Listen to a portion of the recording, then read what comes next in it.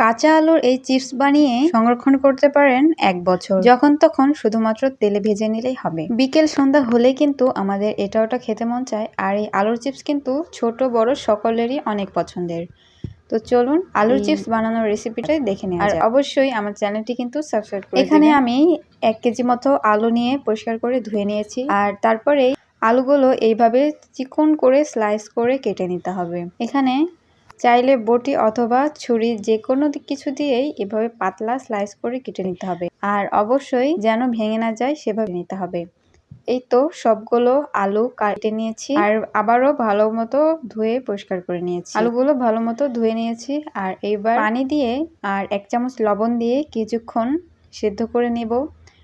যতক্ষণ পর্যন্ত পানিটা বলক চলে আসে ঠিক সেই পর্যন্তই আলুটা সেদ্ধ করে নিতে হবে।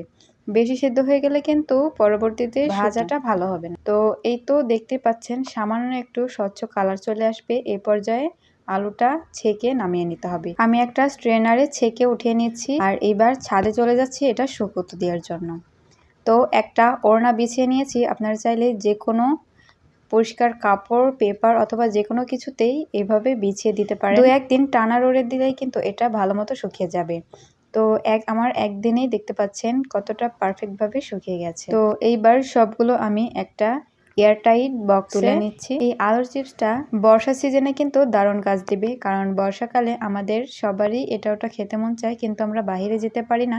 তখন ঘরেই যেহেতু আছে তাই যখন তখন ভেজে নিয়েই খাওয়া যাবে।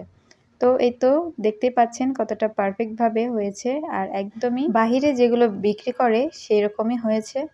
আর এই তো সবগুলো ভেজে নিয়েছি। তো ভিডিও যদি ভালো লাগে থাকে অবশ্যই একটি লাইক দিবেন আর আমার চ্যানেলটি সাবস্ক্রাইব করবেন। আল্লাহ হাফেজ।